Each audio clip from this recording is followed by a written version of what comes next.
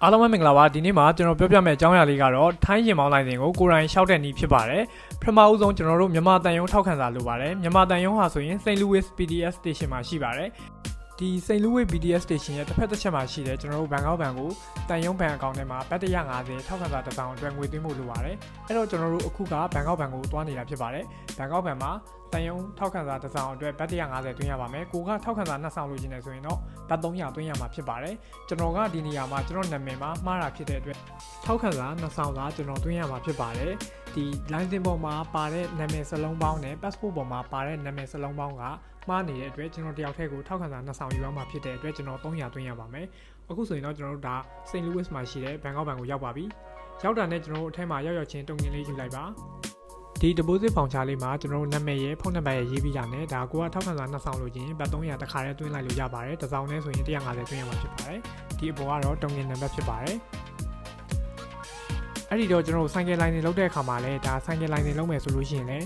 2ဆောင်သွင်းရမှာဖြစ်ပါတယ်ဆိုင်ကယ်လိုင်းတွေရောကားလိုင်းတွေရောဆိုရင်2ဆောင်သွင်းရမှာပါဆိုင်ကယ်လိုင်းတွေကားလိုင်းတွေကိုကမှနာမည်မတူဆိုလို့ရှိရင်ထောက်ခံစာ3ဆောင်အတွက်ငွေသွင်းရမှာဖြစ်ပါတယ်ကျွန်တော်ကတော့ကားလိုင်းတွေမဲ့လောက်တာဖြစ်တဲ့အတွက်ဒီနာမည်မတူတဲ့အတွက်ထောက်ခံစာတစ်စောင်ကားလိုင်းတွေအတွက်တန်ယုံကထောက်ခံစာတစ်စောင်2ဆောင်လောက်တာဖြစ်ပါတယ်အဲ့တော့ကျွန်တော်တို့ဒါပထမရက်မှာပေါ့နော်ဒီထောက်ခံစာdeposit သွင်းထားတဲ့ဘောင်ချလေးတွေကိုတန်ယုံကိုသွားပြီးတော့ passport တွေကျွန်တော်တို့ရဲ့ passport မိတ်တူရင်မောင်းလိုင်းတွေမိတ်တူလေးတွေပေးပြီးတော့ဒါထောက်ခံစာဒီနဲ့ဆိုရင်ပေးထားခဲ့ရင်နောက်ရက်မှာကျွန်တော်တို့ပြန်လာပြီးတော့ယူလို့ရပါတယ်ထောက်ခံစာလုပ်တဲ့ browser ဟာပုံမှန်ဆိုရင်တော့နေချင်းရပြီးတော့ကျွန်တော်သွားတဲ့ဟာနည်းနည်းနောက်ကျနေတာတကြောင်ပေါ့နော်ဒီနေ့မှာလူအများများလာတဲ့ကြောင်နောက်တစ်ရက်ကိုပြန်လာယူဖို့အတွက်သူပြန်ချိန်ပါတယ်အဲ့ဒီမှာမြန်မာလိုင်းစဉ်မိတ်တူ passport မိတ်တူရဲ့ဒီထောက်ခံစာအတွက်ငွေသွင်းထားတဲ့နောက်ဆောင်ပေါ့နော်ထောက်ခံစာအတွက်ငွေသွင်းထားတဲ့ဟာကိုကျွန်တော်ပြရမှာဖြစ်ပါတယ်ပြပြီးတဲ့အခါမှာဒါရှောက်ထားတဲ့အကြောင်းအရာမှာတော့ကျွန်တော်အခုလိုမျိုးဖော်ပြပေးလိုက်တယ်ပေါ့နော်နာမည်ကစလုံးပေါင်းမှာထွန်းနဲ့ကိုမှားနေတာဖြစ်ပါတယ်အဲ့ဒါပြီးရင်တော့ကျွန်တော်ပထမရက်အတွက်ပြီးသွားပါပြီဒုတိယမြောက်ရက်မှာတန်ယုံကကျွန်တော်ကိုမနက်10:00နာရီချိန်ထားဖြစ်တဲ့အတွက်ကျွန်တော်10:00နာရီရောက်သွားပါတယ်10:00နာရီရောက်သွားပြီးတော့ကျွန်တော်ထောက်ခံစာသွားယူပါတယ်ဒါကကျွန်တော်ကနာမည်မတူတဲ့အတွက်တစ်ဆောင်ရင်မောင်းနိုင်စဉ်လုပ်ဖို့အတွက်ထောက်ခံစာတစ်ဆောင်ကျွန်တော်တယောက်တည်းကို2ဆောင်ဖြစ်ပါတယ်အဲ့တော့ကျွန်တော်ထောက်ခံစာလေးယူပြီးတော့ကျတော့ဒီ St. Louis PDS Station ကနေပြီးတော့ Mochis PDS Station ကိုရထားနဲ့ပဲပေါ့နော်ကျွန်တော်သွားလိုက်ပါတယ်ရထားနဲ့သွားတဲ့အခါမှာကျွန်တော်တို့စရမ်းမှာတစ်ဆင့်ပေါ့နော်ရထားပြန်ချိန်ဖို့လိုပါတယ်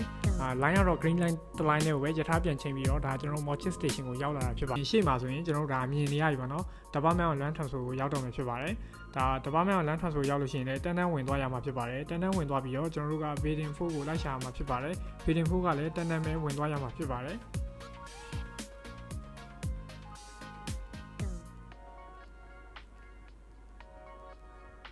်ဒါကတော့မဝင်ခင်တပတ်မဲ့အောင်လမ်း transfer ဆိုရဲ sign ဘုတ်လေးပါလမ်းညွန် sign ဘုတ်လေးတိုင်းကျွန်တော်အထက်ကိုဝင်သွားရမှာဖြစ်ပါတယ်အထက်မှာရောက်ပြီဆိုလို့ရှိရင်ကျွန်တော်တို့ Bidding 4ကိုလှမ်းပြီးတော့မြင်နေရတယ်ပေါ့နော်ဒါဒီလမ်းလေးတိုင်းတန်းတန်းလေးရှောက်ရမှာပါဒီထဲမှာလည်းနည်းနည်းရှောက်ရတဲ့ကာလာကတော့နည်းနည်းလှမ်းသေးတယ်ပေါ့နော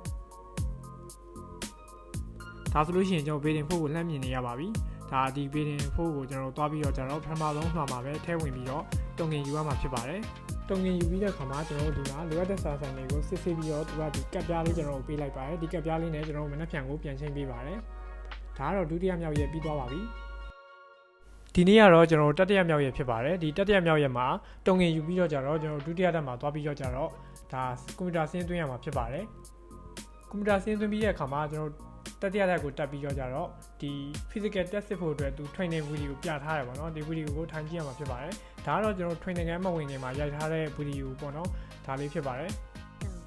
ဒါကတော့ physical test မစစ်ခင်ပေါ့နော်ကျွန်တော်ပြထားရပေါ့အကုန်လုံးကလည်းဒီ video တွေကအတိုင်းပဲအထက်မှာလောက်ရတယ်စစ်တာလည်းအရင်မခက်ခဲဘူးကျွန်တော်မြန်မာပြည်မှာစစ်သလိုပဲမီနီမီဝါမီသိန်းဒါမျိုးလေးတွေစစ်တယ်ပြီးလို့ရှိရင်သူအကွာဝေးညီအောင်ဒီချောင်းလေးတစ်ခုကိုသူရွှေ့ခိုင်းတယ်ပေါ့နော်ပြီးလို့ရှိရင် unscan တွေပါတယ်ဒီလောက်ပဲသူစစ်တယ်ပေါ့နော်အခြားဘာမှစစ်စစ်မြင်းမြန်းတာမျိုးမရှိဘူးဒီမှာလည်းကြားရတဲ့သူမရှိဘူးလူတိုင်းအကုန်လုံးအောင်တယ်ပေါ့နော်ဖြေရလည်းလွယ်တယ်လူများတဲ့အတွက်ဒါသေချာလဲသူကတယောက်ချင်းဒီမစစ်ဘူးပေါ့နော်ကိုကဒီဟာကိုမဖြေခင်မှာတော့နည်းနည်းစိတ်လှုပ်ရှားနေပေါ့ဒါပေမဲ့ဖြေလိုက်တဲ့ခါမှာလူတွေကအများကြီးဖြစ်တဲ့အတွက်သူကလည်းသေချာမစစ်ဘူးကိုကလည်းဒီမီနီမီဝါတောင်မှမှားပြောလို့ရှိရင်သိပြီးတော့ပြဿနာမရှိဘူးပေါ့နော်အကုန်လုံးက pass ဖြစ်ပါတယ်ဒီနေရာမှာလည်းဒါစိုးရင်စရာလုံးဝမလိုဘဲနဲ့အောင်မြင်သွားမှာဖြစ်ပါတယ်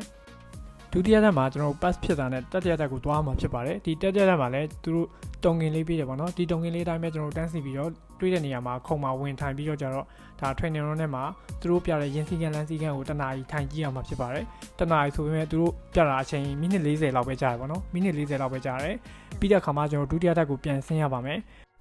ကျွန်တော်တို့ရဲ့ passport နဲ့ဆွဲဆွဲနေယူပြီးတော့ကြတော့ဒုတိယတက်ကိုပြန်ဆင်းရပါမယ်ဒုတိယတက်ကိုရောက်တဲ့ခါမှာလည်းတုံငင်ယူပြီးတော့ကြတော့ကျွန်တော်တို့အရင်လိုပြန်စောင့်ဖို့လိုပါတယ်စောင့်တဲ့နေရာမှာလည်းလူများပြီမဲ့ပေါ့နော်ဒီကောင်တာကြီးအရန်များတဲ့အတွက်မြန်ပါတယ်လူတစ်ယောက်ကို3မိနစ်လောက်ပဲကြာတယ်ပေါ့နော်စောင့်ရတဲ့အချိန်ကလည်းရှေ့မှာလူ90လောက်ရှိရတော့မှ15မိနစ်လောက်ပဲစောင့်ရတယ်ပေါ့နော်အရန်မြန်တယ်ပြီးတဲ့ခါမှာဒီကောင်တာမှာပဲကျွန်တော်205ပြတ်တွင်းပြီးတော့ကြတော့ဒီရင်မောင်းနိုင်စဉ်ကပ်ပြားသူတို့တစ်ခါလေးထုတ်ပြီးမှဖြစ်ပါတယ်ကျွန်တော်ကတော့ဒီတန်ယုံထောက်ခံစာကို29ရက်နေ့မှာယူခဲ့တယ်30ရက်နေ့မှာတန်ယုံထောက်ခံစာရပြီးတော့ကြတော့ဒီ Department of Land Transport မှာ register လုပ်လိုက်တယ်ပေါ့နော် register လုပ်ပြီးတော့31ရက်နေ့မှာပဲချက်ချင်းဖြေရပါတယ်ဒီရင်မောင်းလိုက်နေလို့ဖို့အတွက်3ရက်ပဲကြာတယ်ပေါ့နော်အခုဆိုရင်တော့ကျွန်တော်ရဲ့ရင်မောင်းလိုက်စဉ်လေးအောင်မြင်စွာရရှိသွားပါပြီကြည့်ရှုမှုတော့အားလုံးကိုကျေးဇူးတင်ပါတယ်ဒါကိုယ်တိုင်လုပ်ရင်လည်းလွယ်လွယ်ကူကူလေးဖြစ်တဲ့အတွက်ကျွန်တော်ဗီဒီယိုတင်ပေးခြင်းဖြစ်ပါတယ်အားလုံးလည်းအဆင်ပြေကြပါစေ